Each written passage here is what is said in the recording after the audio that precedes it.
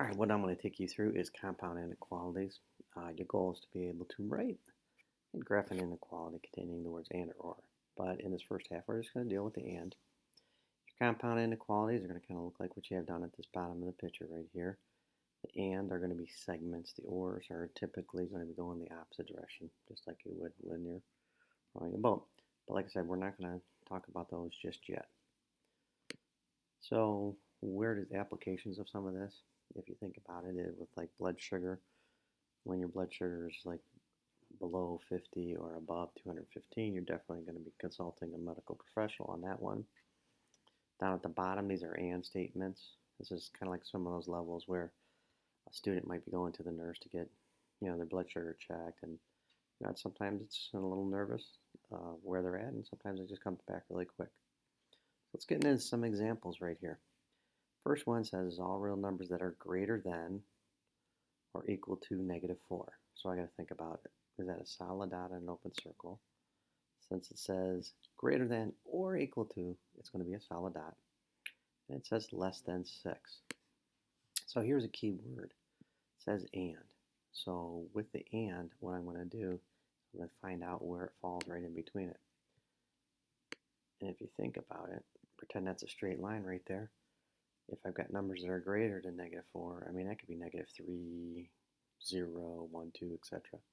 I've got numbers that are smaller than 6, they fall in between there. Let's try another one. I want all real numbers that are greater than -2 and less than 10. So let me look at greater than. I want to say that's going to be an open circle because it doesn't include -2. Less than 10. It's also going to be the same thing right there. And since it's an and, I'm going to go in between these two segments right here. I'm going to draw a line there.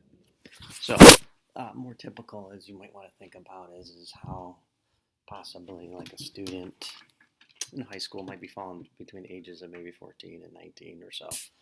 You can kind of think of that as what it's going to look like. Let me try maybe one more.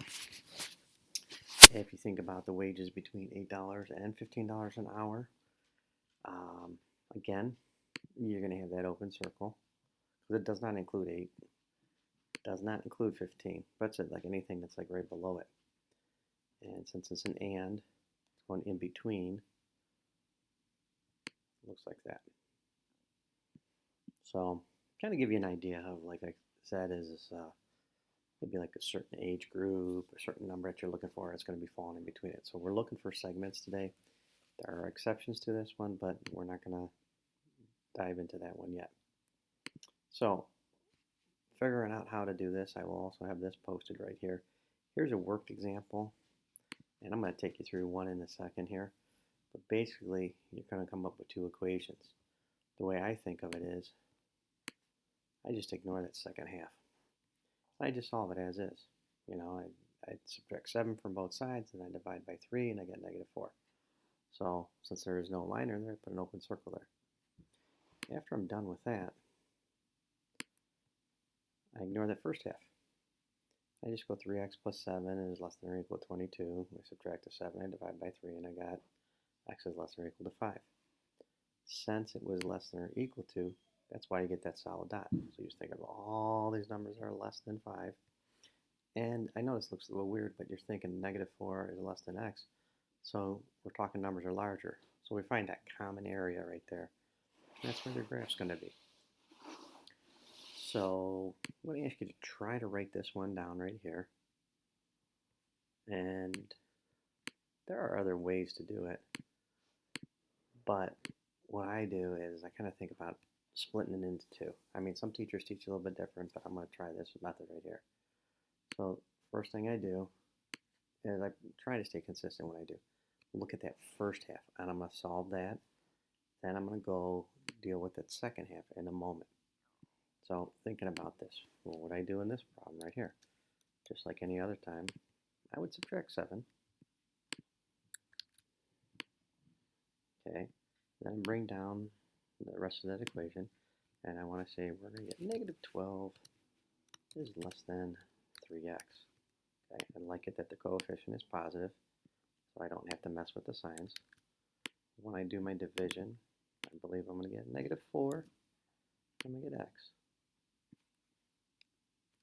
That's my first half. My second half is just this. The 3x plus 7 is less than or equal to 22.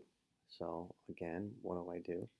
Kind of similar to that other process, is I'm just going to subtract 7 from both sides.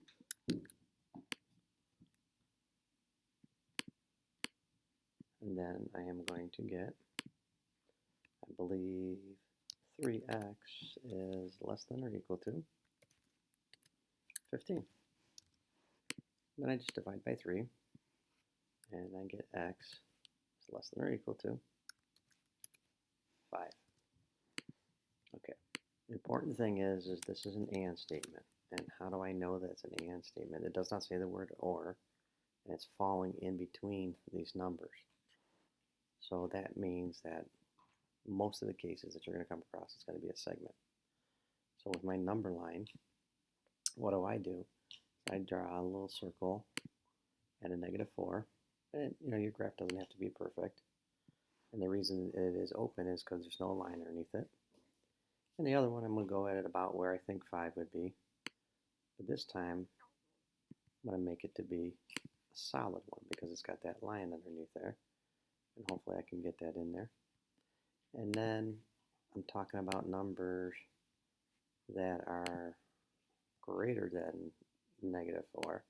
So I'm going like all these lines here. And then I got numbers that are less than or equal to 5. All these numbers here. All I'm going to do what's in common with them. And that's that segment right in between there. So I can kind of erase the rest of this stuff right here. Get rid of this line. Get rid of that line. And that's my answer. Now, the one thing I haven't talked about yet, and I apologize, is what does that look like? Well, all we're going to do is we're going to put this together. It's kind of like you take something apart and you got to put it back together. So notice I've got two things about x. This is how I kind of think of it. I just kind of think of them overlapping. And that's my answer, that it falls between -4 and 5. You're going to see how the arrow's pointing to the left. Hopefully this makes sense, that you can get a little bit in there. You do have like a worked example here, splitting in half. And then you also have me doing the exact same problem. Apologize. But go from there.